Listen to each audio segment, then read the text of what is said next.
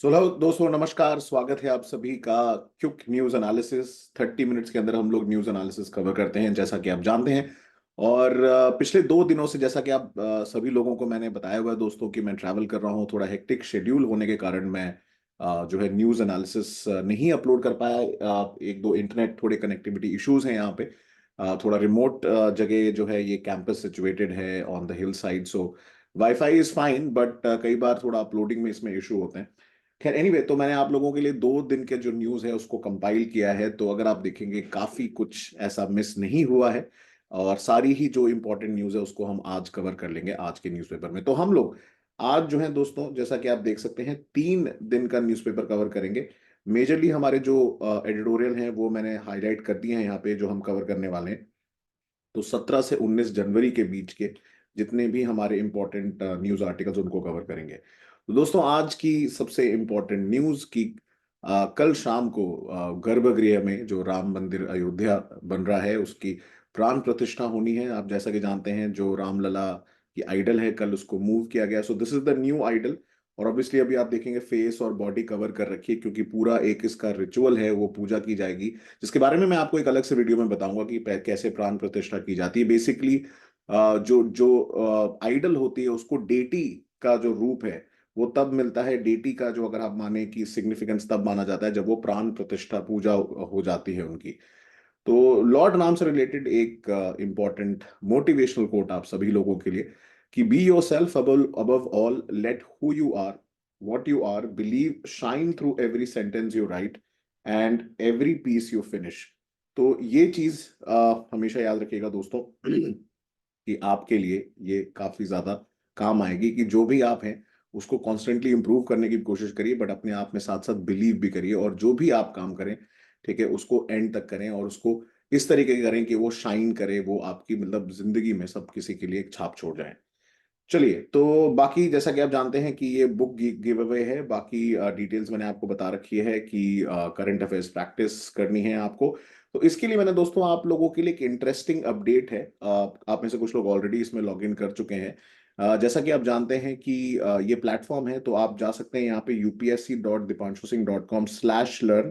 अगर आप इतना भी टाइप कर देंगे तो आपको मिल जाएगा। वहां पे मैं डेली जो ये हम लोग करंट अफेयर्स प्रैक्टिस करते थे, क्या होता था जनरली, वो मिस आउट हो जाता था। हम लोग डिस्कस जरूर करेंगे, once I am back on 20th हम लोग उसको लाइव डिस्कस करेंगे। बट प्रैक्टिस करने के लिए प्लेटफॉर्म यही रहेगा। तो आप सब लोगों के लिए मैंने थोड़ा इजी कर दिया है कि अब आप जाके यहाँ पे फ्री टेस्ट प्रैक्टिस कर सकते हैं, जो मैं क्वेश्चंस डेली आपको करंट अफेयर्स के देता हूँ। You can go and attempt it over here, and इसमें आपको प्रॉपर एक प्रोग्रेस रिपोर्ट ट्रैकिंग मिलेगी। और इसी के बलबूते में आप सभी लोगों में से जो लकी विनर हैं, वाई भारत मैटर्स, जो ऑटोग्राफ्ट कॉपी है डॉक्टर जयशंकर की बुक की, वो मैं आपको दे पाऊंगा। जहां तक रही पर्सनल मेंटोरशिप की बात, दोस्तों, सारी डिटेल्स जो है courses.dipanshuSingh.com वेबसाइट पे अवेलेबल है। जाके वहां पे आप चेक कर सकते हैं, why this programme is different, why you should join, and what are others talking about it, why other toppers and famous people are talking about the program, and जो टेस्टिमोनियल्स स्टूडेंट्स के, आप खुद समझ सकते हैं जाके वहां पे, कि how this programme has worked for other people before and how it's going to benefit you। तो डिटेल्स यहाँ पे हैं, जाएंगे वहां पे आप फॉर्म भरेंगे। उसके अलावा डायरेक्टली आप कनेक्ट भी कर सकते हैं मेरे साथ एंड टीम के साथ। वहां पे कनेक्ट विथ मी एक ऑप्शन का ऑप्शन भी दिया हुआ है, डायरेक्टली आप व्हाट्सएप पे चैट भी कर सकते हैं। राइट। सो चलिए, पहली न्यूज की तरफ बढ़ते हैं दोस्तों। तो जैसा कि आप जानते हैं कि ईरान ने बवाल मचा रखा है। और ये बवाल इसलिए भी मचा हुआ है क्योंकि वर्चस्व की लड़ाई चल रही है। जी हाँ, तो ईरान ने 3 जगह हमले किए हैं। उन्होंने पाकिस्तान में हमला किया, ठीक है, उसके अलावा उन्होंने इराक में हमला किया, उन्होंने सीरिया पे हमला किया, और लेबनान में तो खैर हिजबुल्लाह को वो आर्म कर ही रहे हैं। और हमास और गाजा, ठीक है, वहां पे आप देखें, गाजा में जो हमास को सपोर्ट का एक माना जा रहा है, वो भी ये लोग प्रोवाइड कर रहे हैं अगेंस्ट इसराइल। तो ईरान ने ये जो मिलिट्री स्ट्राइक्स हैं क्यों कैरी आउट करी हैं इन दिस 3 रीजन्स, या इराक, सीरिया एंड पाकिस्तान में। देखिए, मेजरली यहाँ पे 3 इंपॉर्टेंट पहलू हैं जिनको समझना है। वो है कि वो है आपके बलूच लोगों के लिए। जो बलूच कम्युनिटी है, अगर आप देखेंगे दोस्तों, वो इन 3 कंट्रीज में मेजरली सिचुएटेड है, ईरान, पाकिस्तान एंड अफगानिस्तान। उसके अलावा मेन प्रॉब्लम यह है कि जो ईरान का रीजन है, इसको सिस्तान बलूचिस्तान बोला जाता है। और जो पाकिस्तान का ये सदर्न स्टेट है, इसको Balochistan, which is the largest province of Pakistan. Problem है यहाँ पे तीन चार एक्सट्रीमिस्ट आउटफिट ऑपरेट करते हैं जो इंडिपेंडेंस की बात कर रहे हैं, चाहे वो पाकिस्तान के बलूचिस्तान की क्यों ना हो, चाहे वो सिस्तान सिस्तान बलूचिस्तान की बात क्यों ना हो, सेपरेट एक कंट्री बनाने की बात चल रही है। तो ईरान जो है उसके लिए भी ये प्रॉब्लमैटिक है, क्योंकि ईरान एक मैसेज देना चाहता था। एक तो यहाँ पे जो टेररिस्ट आउटफिट है उनको, या जो एक्सट्रीमिस्ट आउटफिट है उनको एक मैसेज भेजना था। तो जो यहाँ पे जो टेरर आउटफिट्स हैं जिसका ईरान ब्लेम कर रहा है, उसका नाम है जैश अल अदल। और वहीं पे पाकिस्तान साइड पे जो अगर आप देखेंगे तो Balochistan liberation front and Balochistan liberation army operate करती है। तो दोनों साइड प्रॉब्लम्स हैं according to these countries. Now problem ये हो गई कि ईरान ने जो मिलिट्री स्ट्राइक लॉन्च करी वो पाकिस्तान के कुछ सिविलियंस की वहां पे डेथ हो गई। तो रिटेलिएशन में पाकिस्तान ने भी ईरान के जो स्ट्राइक्स जो साइट्स हैं उस पे हमले किए हैं। अब इससे escalation of already tensed middle east जो है बढ़ने के आसार हैं। साथ साथ why did Iran launch an attack on Syria and Iraq? तो सीरिया इराक में अगर आप देखेंगे, उनका ये कहना है कि इजरायली स्पाई बेसेस हैं नॉर्दर इराक में, एज वेल एज आइसिल टारगेट्स हैं। जो एक खुरासन, यहाँ पे एक आइसिस ऑपरेट कर रहा है खुरासन रीजन में, वो जो है उसने कई सारे अटैक्स को क्लेम किया। रिसेंटली आपने देखा होगा कि ईरान में, ठीक है, जो ईरान के एलीट इस्लामिक रेवोल्यूशनरी गार्ड के जो एलीट हेड थे उनके वहाँ के, उनकी सैयद रजी मौसलवी की, अगर आप मौसलवी की अगर आप देखें, उनको जो एलिमिनेट किया गया था, उनको मारा गया था through an air strike in southern suburb of Damascus.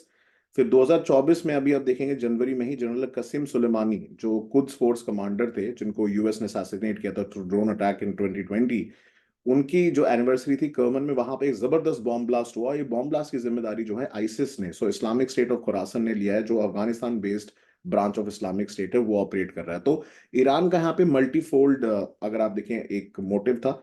एक तो पाकिस्तान के साइड जो ये जैश अल अदल ग्रुप है उसको एलिमिनेट करने के लिए था, उनके उनके खिलाफ एक स्ट्राइक थी।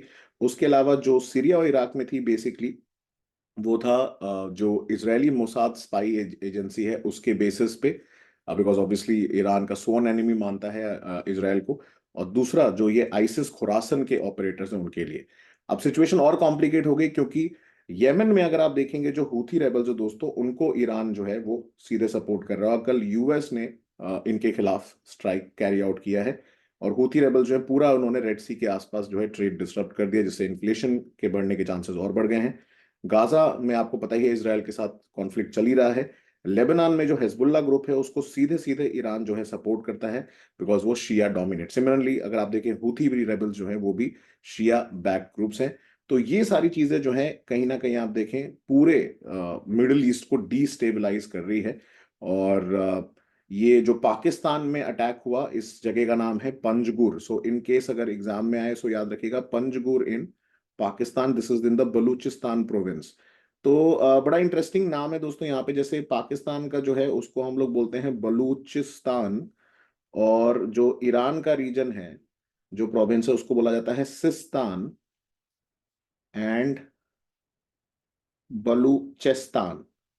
इट्स रिटन एज दिस, चेस्तान। सो ये ईरान का रीजन है। पाकिस्तान का है Baloch, OCH, it is written UCH। तो ये मेन अगर आप देखेंगे डिफरेंस है जो क्रिएट हो रहा है। और बाकी ये पूरा जो है एक तरीके से कह रहे हैं जंगल में आग लग गई है, बिल्कुल उस तरीके से मिडिल ईस्ट में ये आग लग गई है, टेंशन जो राइज हो रहे हैं। अब इसमें इंडिया के लिए प्रॉब्लम्स थोड़ी कॉम्प्लिकेट हो जाती है। तो ये तीन स्ट्राइक्स है जैसे मैंने बताया, इरबिल में इराक में कैरी आउट हुआ। उसके अलावा जो है 2 children were killed in a drone and missile strike in को सब्स इन पाकिस्तान, जो पंजूर रीजन मैंने आपको बताया। उसके अलावा हारेम इन सीरिया में स्ट्राइक्स कैरी आउट किए गए हैं against the Islamic state. Iraq में इनका कहना है कि इन्होंने मोसाद के जो इजरायली स्पाइज हैं उनके खिलाफ ईरान ने कैरी आउट किया है। अब इंडिया ने ईरान को डिफेंड किया, उन्होंने बोला कि भाई टेररिज्म के खिलाफ ये उनकी लड़ाई है, तो इसलिए उन्होंने कैरी आउट किया अटैक। बट वैसे अगर मैं आपको बताऊं तो India has taken a neutral stance against Baloch people. और बलूच लोग जो हैं काफी समय से आप देखेंगे they face atrocities by Pakistan, they face atrocities by Iran. तो अगर मैं यहाँ पे मेंशन करूँ तो कौन कौन ग्रुप्स ऑपरेट कर रहे हैं, तो यहाँ पे हैं Balochistan liberation army and Balochistan liberation front.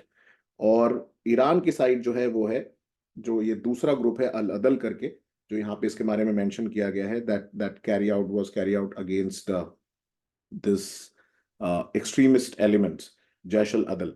ठीक है, तो इनके ऑल्टरनेट नेम्स हैं, बट मेजरली जो है ये जैशल अदल से ही नाम से जाने जाते हैं। सो ये जो है they are closely related, similar culture है, सिमिलर क्लैन है, सिमिलर एथनिसिटी ऑफ बलूचिस्तान। तो अभी आगे देखेंगे इसमें दोस्तों क्या हो रहा है, बट इसके बारे में आपको जानना जरूरी है। बाकी आप हमने पिछले सेशंस में भी डिस्कस किया था रिगार्डिंग दिस इशू ऑफ जो अभी काफी समय से चल रहा है रिगार्डिंग कुकीजो कम्युनिटी, कि कुछ लोगों को शेड्यूल्ड ट्राइब स्टेटस जो है उससे हटा देना चाहिए। तो इसके बारे में अगर हम देखें कि दो तीन पॉइंट्स आए हैं कि जो रिप्रेजेंटेशन क्या है उनका ये कहना है कि जो शेड्यूल ट्राइब लिस्ट है मणिपुर की, उसमें एनी मीजो या जो लुशाई ट्राइब्स हैं, जू या कुकी ट्राइब जो हैं, इनको नहीं ऐड किया जाना है। बट ये बात सही नहीं है, क्योंकि जब 1950 में ऑर्डर आया था तो उसमें any Kuki tribe, any Lushai tribe और एनी नागा ट्राइब के बारे में बोला गया था। और सेकेंडली ऐसा कोई एम्पेरिकल एविडेंस नहीं है जो ये बताता है कि ये जो ट्राइब्स हैं इनका नेम का प्रेजेंस एसटी लिस्ट में नहीं था या फिर इन्होंने माइग्रेट करके आए हैं। तो अब इसके बारे में लीगल एंगल की अगर हम बात करें, सो ये कैसे होता है इसका प्रोसीजर। तो स्टेट और यूटी लेवल पे जो गवर्नमेंट होती है वो एक्सक्लूजन या इंक्लूजन की बात करती है, जो basically ministry of tribal affairs के पास जाता है, जो डिस्कस करती है प्रपोजल को, फिर वो रजिस्ट्रार जनरल ऑफ इंडिया के पास डेटा के वेरिफिकेशन के लिए जाता है। फिर वो national commission for schedule caste and national commission for schedule tribe के पास जाएगा, depending on the body. And then central government के पास जाएगा। फिर सेंट्रल गवर्नमेंट जो है वो डिस्कस करेगी, डिबेट करेगी, और फिर जैसा कि आप जानते हैं कि article 341 and 342 of the constitution of India के अंदर ये पावर प्रेसिडेंट ऑफ इंडिया को दी गई है फाइनली। और ये जो है प्रेसिडेंट एसेंट देते हैं बिल को, जो अमेंड करता है constitutional schedule caste and schedule tribe order. So SC and ST दोनों के लिए सेम है बेसिकली। फिर ये लॉ जो है पास हो जाता है लोकसभा एंड राज्यसभा में, तो प्रेसिडेंट इसको असेंट देते हैं। तो प्रेसिडेंट के पास पावर है, ठीक है, अंडर दिस आर्टिकल, एंड उसके लिए एक लॉ जो है वो बनाया गया है, schedule caste order and schedule tribe order of 1950। उसको बार बार अमेंड किया जाता है by the parliament, and finally the assent is given regarding this. तो ये पॉइंट आपको याद रखना जरूरी है दोस्तों एग्जाम के पर्सपेक्टिव से। आगे बढ़ते हैं। एक स्टडी आई है, शोज दी एक्सट्रीम इवेंट्स, जो क्लाइमेट चेंज हमारे यहाँ बढ़ रहा है, क्लाइमेट चेंज रिलेटेड इश्यूज जो हैं उसके बारे में बात कर रहा है कि कैसे climate change and global warming जो है रेनफॉल पैटर्न्स को अफेक्ट कर रहा है over India. So half of India के अगर हम देखें सब डिस्ट्रिक्ट्स में रेनफॉल राइज कर रहा है। सो पहली बार अगर आप देखेंगे तहसील लेवल पे मॉनिटरिंग की गई है या डेटा जो है इकट्ठा किया गया है। So about 11% of tehsil witness reduced rainfall, and कुछ तहसील में जो अमाउंट ऑफ रेनफॉल है वो काफी ज्यादा बढ़ गया है। सो डिस्ट्रिक्ट लेवल एक्सट्रीम्स देखने को मिल रहे हैं। एंड इनफैक्ट 23 डिस्ट्रिक्ट जो हैं including New Delhi, Bengaluru, Nilgiris etcetera, यहाँ पे आप देखेंगे higher number of deficit and excessive rainfall years हैं। तो ये दिखाता है कि रेनफॉल पैटर्न कितना इरेटिक, अनप्रिडिक्टेबल होता चला जा रहा है because of the rising challenges of climate change. While the remaining Indian states are usually dry during this period, several tehsils of Maharashtra and the Goa and the West and Odisha and West Bengal on the east coast have been reporting increasing rainfall during winter. तो ये देखिए, जब north east monsoon आता है generally, ठीक है, उस समय क्या सिचुएशन रहती है। साउथ ईस्ट मानसून जो है nearly 76% of India's annual rainfall account करता है। ये डेटा बड़ा इंपॉर्टेंट है दोस्तों प्रीलिम्स के लिए। 76% from south west monsoon and 11% from north east monsoon. So इसमें अगर आप देखेंगे इन तहसील्स में, सो एक्सट्रीम वेरिएशंस देखने को नाउ अब मिल रहे हैं, specially in the context of global warming. So very important for prelims and mains examination. Now PLI scheme के बारे में दोस्तों आपने सुना ही होगा। तो सेंट्रल गवर्नमेंट ने पीएलआई स्कीम के अंदर जो सब्सिडी है वो रिलीज की है, जो इंसेंटिव है। So amount of 4415 crore have been released. But problem अभी भी इसमें क्या है कि ये इन्वेस्टमेंट्स को बूस्ट करने के लिए तो है, बट प्रॉब्लम अभी इससे क्या हो रही है कि जॉब क्रिएशन नहीं हो पा रहा है। सो 4451 करोड़ जो है वो पीएलआई स्कीम के अंदर जो है वो 8 सेक्टर्स के लिए इशू किया गया था, ठीक है, to boost manufacturing, but majorly to boost investment, जिससे जो है यहाँ पे जॉब क्रिएशन हो पाए, मैन्युफैक्चरिंग बढ़ पाए, ठीक है, उस वजह से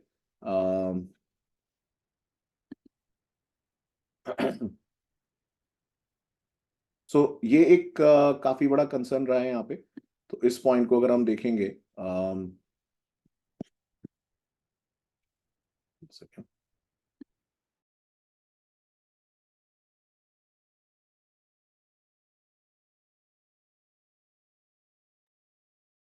राइट। सो लगभग 1515 करोड़ जो थे वो 2024 में अक्टूबर तक जो है डिस्पर्स कर दिए गए थे।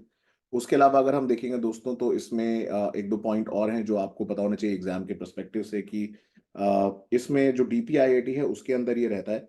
और इसमें अगर आप देखें सो इन्वेस्टमेंट्स इन की सेक्टर में आने थे, कौन से की सेक्टर्स थे? सो बेसिकली आप देखें cutting edge technology, ensuring efficiency, bringing economies of size and scale. So in 8 sectors में लाने की बात की गई थी, IT, hardware, bulk, trust etcetera, इनके लिए इसको अनाउंस किया गया था। बट प्रॉब्लम ये है कि जॉब क्रिएशन यहाँ पे नहीं हो रही है। इन्वेस्टमेंट बहुत सारे कमिट तो कर दिए गए हैं, लेकिन अभी भी उससे कोई ज्यादा बेनिफिट उसको ग्राउंड पे रनिंग में अगर आप देखें डिफिकल्टी देखने को मिल रही है। कई सारे एप्लीकेशंस आए, उनको अप्रूव किया गया है, इंसेंटिव भी मिला है, लेकिन जॉब उतना क्रिएट तेजी से हो नहीं पा रहा जिस तरीके से सरकार ने कोशिश की थी। तो पीएलआई के ऊपर दोस्तों हो सकता है कि प्रीलिम्स में कुछ क्वेश्चन आपके पास आ जाए कि पीएलआई स्कीम किस सेक्टर से रिलेटेड है, तो वो यहाँ पे आपके पास दिया हुआ है। Then obviously what are the concerns, उसको हो सकता है मल्टीपल चॉइस क्वेश्चन में पूछा जा सके। राइट, चलिए कश्मीर की दिक्कतों की तरफ बढ़ते हैं। कश्मीर में स्नोफॉल नहीं हो रही है, specially in areas like Gulmarg, ठीक है। और जो बड़ा फेमस है अगर आप देखें गुलमर्ग एंड सोनमर्ग कश्मीर में for generally this winter snowfall. Problem यह है कि कुछ इंटरवीनिंग सिचुएशंस हैं जिसके बारे में हम बात करते हैं। तो पहला प्रॉब्लम यह है कि वेस्टर्न डिस्टर्बेंस जो जनरली ये सब ट्रॉपिकल जेट स्ट्रीम के साथ जो मूव करता है हमारा cloud system from the western side of the world, वो इस बार वीक रहा है। जनरली ऐसे 3 से 4 सिस्टम आते थे इंडिया में ड्यूरिंग दिस टाइम, जो कि सिर्फ इस बार एक आया, तो स्नोफॉल डेफिसिट है। दूसरा माना जा रहा है कि एक एल नीनो भी इसका एक बहुत बड़ा कारण है, बट एल नीनो सिर्फ इकलौता कारण नहीं है, ठीक है। राइजिंग टेम्परेचर्स, ठीक है, जो अगेन ग्लोबल वार्मिंग, ठीक है, राइजिंग टेम्परेचर, स्नोफॉल ढंग से हो नहीं रहा है, वेस्टर्न डिस्टर्बेंस टाइम से आ नहीं रहा है, ठीक है। एनसो जो है वो बढ़ा हुआ है, लेकिन उतना ज्यादा एक मेन कारण नहीं है। मेन कारण है द ग्लोबल राइजिंग टेम्परेचर्स, जो कि आप देखें कई बार तो ये भी देखा जा रहा है कि जो टेम्परेचर्स हैं श्रीनगर के वो दिल्ली के बराबर पहुंचते हैं। इसके फार रीचिंग कॉम्प्लिकेशंस हैं, ना सिर्फ अगर आप देखें टूरिज्म इंडस्ट्री के लिए, बट इवन ओवर दी अगर आप देखें over the ecological aspects of that area also. And economy तो है ही, तो बट इकोलॉजिकल एस्पेक्ट्स में भी ये एक अपने आप में बहुत बड़ा चैलेंज है। सो वेस्टर्न डिस्टर्बेंसेस जनरली जो है ये मूव करते थे इस टाइम, बट आप देखते हैं विंटर रेन्स होते थे, वीट की क्रॉप के लिए कितना इंपॉर्टेंट होता है स्पेशली नॉर्थ इंडिया में रबी क्रॉप्स के लिए, but again it somehow is not that great this year. ये एक चैलेंज है जो देखना पड़ेगा। 80% के आसपास डेफिसिट है, which is a huge number. अगर आपने कि 80% deficit is a huge number. तो ये चीजें जो हैं again cause of concern. Now moving on to some fun news. एक थाईलैंड में एक आदमी बेचारा, उसको 50 साल की सजा झेलनी पड़ी जेल में, बिकॉज उसने लेस मजेस्ट लॉ, ठीक है, उसका वायलेशन किया। लेस मजेस्ट लॉ इज बेसिकली कि आप अपनी मोनार्की को क्रिटिसाइज नहीं कर सकते। किंग इज सुप्रीम, ठीक है, इन थाईलैंड। आप मोनार्की को क्रिटिसाइज नहीं कर सकते। हम लोग कहाँ डार्क एजेस से आप देखो मूव कर रहे हैं, लेकिन कहीं ना कहीं लग रहा है Thailand is still living in dark ages, तो वहां पे ऐसे रॉयल पार्डन दिया जाता है। इस बंदे ने बेसिकली कुछ ऑनलाइन क्रिटिसाइज कर दिया था, तो 20 साल की सजा हुई, फिर उसको 50 साल की सजा झेलनी पड़ गई। एंड कई सारे जो लगभग 262 लोग जो हैं लेस मजेस्ट लॉ के शिकार हो चुके हैं। वैसे इनके जो किंग है ये बड़े रंगीन किस्म के आदमी है। इनके बारे में थोड़ा आप गूगल करिएगा तो you would know better about it, specially Google about him in Germany, so you would know how his lifestyle is. That's something fun to do about. Right, again important for prelims examination, GM crops के ऊपर जो है central government ने अपना affidavit file किया है supreme court में। Very important for exam, क्योंकि जीएम हमेशा से यूपीएससी का one of the favourite topics रहा है। इंडिया में अगर आप देखेंगे दोस्तों, जीएन कॉटन जो है सिर्फ वो ग्रो किया जाता है। ब्रिंजल, मस्टर्ड इसके लिए आया था। Only crop that is grown in India is GM cotton, which is a non edible crop. But mustards के लिए काफी टाइम से बात चल रही है, ब्रिंजल के लिए बात चल रही है, टोमेटो के लिए बात चल रही है, बट किसी को भी अप्रूवल नहीं मिला है। तो अब इसी को लेके कुछ इंपॉर्टेंट फैक्ट्स एंड डेटाज हैं जो आपको पता होना चाहिए, और इंपॉर्टेंट क्यों है उसके बारे में आपको मैं बताता हूँ। मस्टर्ड जो है इंडिया में जो यूज हो रहा है एक्चुअली में, मोस्ट ऑफ इट एक्चुअली वो इंपोर्ट हो रहा है। 24.6 मिलियन जो है टन के आसपास जो है वो डिमांड है इंडिया की। ये पॉइंट याद रखिए कि डिमांड जो है वो 24.6 मिलियन टन है, और प्रोडक्शन जो इंडिया में होता है that is approximately 11.11 million tonne. जो शॉर्टफॉल है उसको हम इंपोर्ट करते हैं, और ये मेजरली इंपोर्टेड जो ऑयल है वो जीएम क्रॉप से प्रोड्यूस होता है across the world in Canada.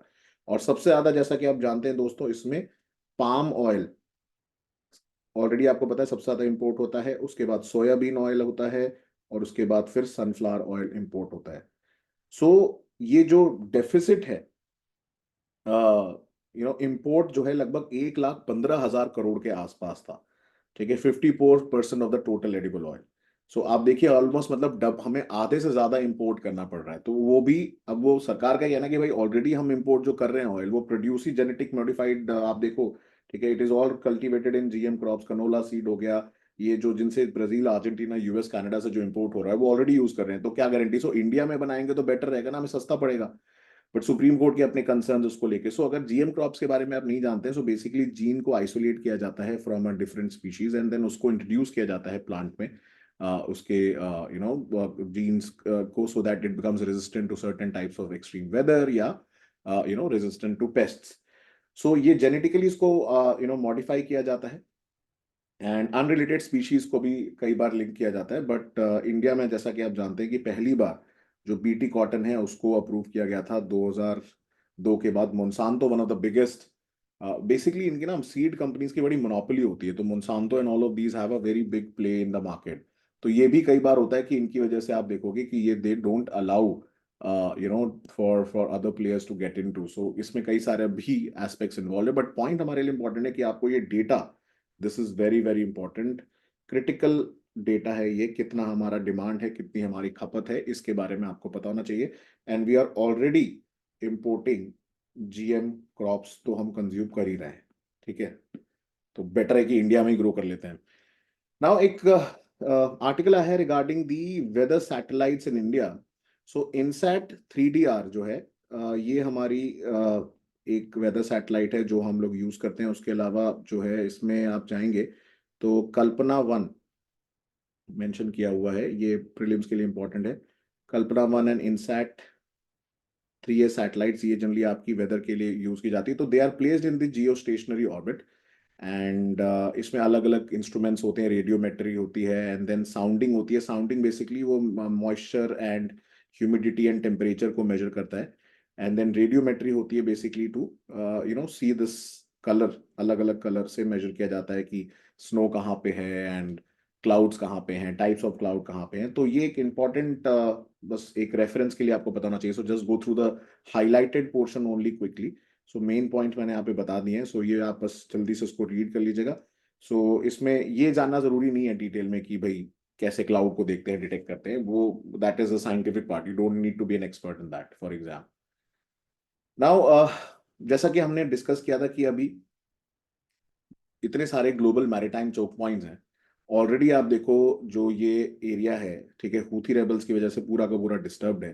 ठीक है, ये जो एरिया है यहाँ पे ऑलरेडी चल रहा है हमास कॉन्फ्लिक्ट, एंड देन यहाँ पे आप देखो हूथी कॉन्फ्लिक्ट चल रहा है, ये ऑलरेडी ईरान की वजह से अफेक्टेड है। अब इसमें एक नया गेम आ गया, गेम क्या आ गया, सिचुएशन आ गई कि पैनामा कनाल में ड्रॉट आ गया है। ठीक है, पानी जो है वो इतना कम है यहाँ पे कि अब जो है ट्रेड रूट अफेक्ट हो जाएगा। So now this is going to affect your international shipping and inflation. In fact ये माना ये जा रहा है कि 36% इन्होंने स्लैश कर देंगे ट्रैफिक। तो अब the ships have to take a longer route, अब लॉन्गर रूट लेंगे तो महंगा पड़ेगा सब। So Canal Administration now estimate that the dipping water levels could cost them around 500 to 700 million dollars in 2024. अब वो क्या कॉस्ट हमें बेयर करनी पड़ेगी as a consumer. So Panama canal के बारे में बताता हूँ, यहाँ पे ना गेट एंड लॉक सिस्टम होता है। तो बेसिकली ये थोड़ा हिली टेरेन पे है, तो पानी भर भर के ये गेट जो है ये बंद करे जाते हैं, खोले जाते हैं, जिससे शिप जो है एक कोने से उठता है अटलांटिक ओशन से और फिर पैसिफिक ओशन पे जाता है। तो यहाँ पे कई सारी लेक्स हैं, ठीक है, आर्टिफिशियली भी बनाई गई हैं, गातुन लेक ये जो है। सो ऐसे बहुत सारी, मीरा फ्लोरेस लेक। तो ये याद रखिएगा कि when you travelling from Atlantic to Pacific, so कौन कौन सी लेक आप इनकाउंटर करते हो। So this is the gate and lock system. पानी का लेवल बहुत कम है वहां पे, बारिश की जो नहीं हुई है उसके कारण। तो this is going to affect your global trade. Now अब एन इंटरेस्टिंग आर्टिकल एक्चुअली 2 दिन पहले आया था, तो मैंने यहाँ पे मेजर पॉइंट्स हाईलाइट किए हैं। तो इन्होंने डावोस का कंपैरिजन किया है और कैसे ये इस समय काफी इंटरेस्टिंग टाइम्स हैं, क्योंकि डावोस जो है जनरली वो एलीट लोगों का समिट माना जाता है। और वहीं पे आप देखो तो G77 की अभी मीटिंग हो रही है कंपाला में, युगांडा में, जहां पे अभी डॉक्टर जयशंकर गए हुए हैं, और उसके अलावा नैम समिट भी हो रहा है। तो ये नॉन एलिट ग्रुप है एक, ठीक है, उसके साथ भी मीटिंग हो रही है। तो कैसे ग्लोबल, अगर आप देखें इंटरनेशनल अफेयर्स में स्ट्रक्चरल चेंजेस आ रहे हैं, और कैसे कॉन्ट्रास्ट देखने को मिल रहा है between the agendas of India and China, again all of this is the point that C Raja Mohan has highlighted. So basically आप देखेंगे कि the point his mentioned is कि कॉन्फ्लिक्ट जैसे आजकल के टाइम पे बढ़ते चले जा रहे हैं, ठीक है, लोग, कंट्रीज जो हैं, यूरोप का जो डोमिनेंस है वो खत्म हो रहा है। सो डावोस मैन जो है वो ग्लोबल एलिटिस्ट आउटलुक दिखाता है। एंड ऑल्सो अगर आप देखें कि नए नए मंत्रास डिस्कस होते हैं कि इकोनॉमी में ऐसा हो जाएगा, इकोनॉमी में वैसा हो जाएगा। The key takeaway points from this article is that कि they have not been able to control the Ukraine war, ठीक है, वर्ल्ड जो था, दे हैव, जो यूक्रेन जो लॉन्ग लास्टिंग पीस थी वो खत्म हो गई है। नया अलायंस बन रहा है between Russia and China that can pose threat for the other global order, ठीक है। तो अब इसमें यूरोप और यूएस का क्या रोल रहेगा, स्पेशली अब देखो यूएस इलेक्शन पे जा रहा है, डोनाल्ड ट्रंप के आने के पूरे चांसेस हैं। And Israel war on Gaza जो है, हूथी अटैक और रेड सी है, ठीक है, या यूएस की बॉम्बिंग ऑफ हूथी बेसिस की, तो ये एक वाइडर वॉर की तरफ हिंट करता है, जो डावोस कहाँ से एड्रेस कर पाएगा उसके बारे में बात की। तो पॉइंट ये कि कई सारे रीजनल इंस्टीट्यूशंस का रोल बड़ा इंपॉर्टेंट है। एंड क्लाइमेट एजेंडा हो, जैसे AI was a big buzzword, Davos में सब लोग एआई और जनरेटिव एआई के बारे में बात कर रहे हैं। एंड बाइडन जो साहब हैं, अभी कितने उनके चांसेस है विन करने के, वो काफी कम दिख रहे हैं, बट ट्रम्प जो है most probably he is going to be back, जो अभी तक सिचुएशन दिख रही है। And but the role of regional institutions like SAARC, BIMSTEC, etc., African Union is more important than than what Davos is there. So, but NAM और G77 का इनका कहना है कि उतना इंपॉर्टेंट रोल नहीं रह गया है। So G20 is more important, SAARC and BIMSTEC, BIMSTEC specifically is more important, इन लोगों का, या फिर अफ्रीकन यूनियन अगर आप बात करें, सो इनका ज्यादा इन्फ्लुएंस है। क्योंकि चाइना अगर देखें आप, कभी भी पार्ट नहीं था नैम का, G77 का, बट फिर भी उनके साथ इंगेज करता है। वहीं पे अगर आप देखें कि China itself presents as a champion of the global south, several initiatives जैसे कि BRI, global development initiative, global civilization initiative, global security initiative, ये सारे जो हैं वो ऐसी कंट्रीज को इन्फ्लुएंस करने के लिए हैं अपनी तरफ ही। Meanwhile, there are new possibilities for major countries in the global south to exploit the renewed greater power contest for elite or national benefit. Point यहाँ पे ये भी है कि बोथ चाइना एंड इंडिया, इनके एजेंडा में डिफरेंसेस कैसे हैं। तो अगर आप देखें, there is a crucial difference in the objectives. While China's ambition is to revise the global order, वो चाहता है कि यूएस की जगह ले, to take place of US. But वहीं पे अगर आप देखें, इंडिया का फोकस रहता है ऑन इंटीग्रेशन एंड रिफॉर्म। और जो अभी मीटिंग होगी उसमें बेजिंग जो है अपने आप को एक ऑल्टरनेटिव प्रेजेंट करेगा to the US, but India will act as a और present itself as a bridge between the north and south. ये पॉइंट आपके इंपॉर्टेंट है, जो एग्जाम में काफी याद इंपॉर्टेंट रहेंगे from prelims and mains perspective. इसलिए आप देखें जी, डॉक्टर जयशंकर अभी मालदीव के साथ हमारे रिलेशन अच्छे नहीं है। उनके मिनिस्टर से मिले युगांडा में, and he said that they will try and talk and boost ties in the region. But अभी आप देखिए कि जो मालदीव्स है, ठीक है, उसने क्या किया है, उसने अभी एक ड्रोन अग्रीमेंट, सो ड्रोन परचेज करने वाला है फ्रॉम टर्की। अभी कल ही न्यूज आई है for observing and patrolling in the Indian Ocean region. So again, that complicates the whole situation again. The next article is important, Bangladesh के इलेक्शन रिजल्ट को लेके है। सो यहाँ पे ना आप देखो जियो पॉलिटिक्स काफी ज्यादा इन्वॉल्व है, स्पेशली अगर हम देखें in the context of China, Russia and US का इन्वॉल्वमेंट इन दिस इलेक्शन। सो जो मेन ऑपोजिशन पार्टी है इनकी, लेड बाय BNP, जो इनकी है, जो इनकी खालिदा जिया, ठीक है, ये जेल में ही थी। तो इन्होंने बोला कि जो एलिगेशन ये बोल रहे हैं कि इलेक्शन जो है वो करप्ट रहे हैं, और सही तरीके से, फ्री एंड फेयर तरीके से नहीं हुआ है। अवामी लीग जीती है इलेक्शंस। पिछले अगर आप इलेक्शन में देखोगे, they also face similar allegations of electoral manipulation.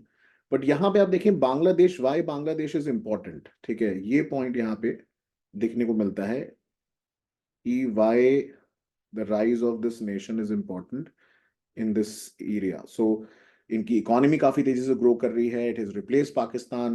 उसके अलावा आप देखेंगे काफी अच्छे टाइज इनके चाइना, इंडिया, रशिया के साथ। इंडिया का आप देखो डीप स्ट्रेटेजिक इंटरेस्ट है, बायलैटरल ट्रेड ऑलमोस्ट $15 बिलियन के आसपास है विद इंडिया, काउंटर टेररिज्म हो, इन्वेस्टमेंट हो, रिवर वाटर शेयरिंग हो, इन सब चीजों में इंडिया के साथ क्रिटिकल एक शेयरिंग रहती है। And it is also very critical for balancing China, चाहे वो बेल्ट एंड रोड इनिशिएटिव ही क्यों ना हो। सिमिलरली अगर आप देखें यूएस जो है, ऑब्वियसली क्योंकि शुरू से ही आप देखो जब से ईस्ट पाकिस्तान बना था, यूएस का रोल था उसमें कि वो नहीं चाहते थे कि ईस्ट पाकिस्तान बांग्लादेश बने, तो वो हमेशा से क्रिटिकल रहा है of the Bangladesh election. And उन्होंने कई बार कोशिश भी, इनफैक्ट सीआईए ने काफी कोशिश करी, ऐसे रिपोर्ट्स बताती हैं कि they wanted to wanted Sheikh Hasina ji to lose the election, so but then she won with very good majority. So उसमें क्या है कि देखो अमेरिका के खुद के इंटरेस्ट है, because they want do not want China India का और रशिया का इन्वॉल्वमेंट बांग्लादेश में हो। एंड वहीं पे चाइना और रशिया ने दोनों ने बोला है कि जो China is Bangladesh number one trading partner with annual bilateral trade exceeding $25 billion. और वहीं पे उन्होंने बोला है कि सब सही है। एंड इनफैक्ट रशिया के साथ इनके रिलेशंस बहुत अच्छे हैं। Moscow has drawn Bangladesh closer through financing one of the largest infrastructure project. So ये रोकपुर प्रोजेक्ट जो है ये रशिया दे रहा है। उसके अलावा देखिए बीआरआई के अंदर उन्होंने चाइना से भी पैसा उठाया हुआ है। तो बांग्लादेश बहुत सही खेल रहा है बेसिकली, सब कंट्रीज के साथ अच्छा, चाइना के साथ भी अच्छा, रशिया के साथ भी अच्छा, इंडिया के साथ भी अच्छा। एंड इनफैक्ट एक यूनिक कोलैबोरेशन हुआ था रशिया के साथ, जब एक रशियन शिप न्यूक्लियर मटेरियल लेके जा रहा था तो उनको यूएस सैंक्शन की वजह से डिनाई कर दिया गया एंट्री, तो वो इंडिया ने इंटरवीन करके उसको बांग्लादेश तक पहुंचाया। So so that is why अगर आप देखेंगे this relationship is very important and Bangladesh plays a very important role.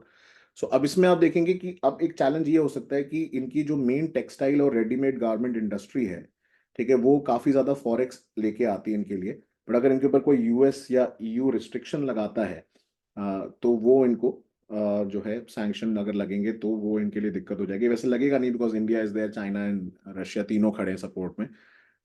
तो जब 2007 में जब ये बीएनपी जो है, ऑपोजिशन बीएनपी जो थी, वो उन्होंने मैनिपुलेट करने की कोशिश करी थी इलेक्शन, तब यूएन ने वहां पे स्टेटमेंट दिया था। बट इस केस में शायद अभी कुछ देखने को नहीं मिल रहा है। तो पॉइंट ये कि सब it's all about geopolitics in the region. So एक बांग्लादेश देश है, हर जगह से वो it is getting benefit of the all, but then US को ज्यादा पसंद नहीं आ रहा है कि रशिया चाइना इंडिया के साथ काफी अच्छा यहाँ पे इनकी एक बॉनोमी है।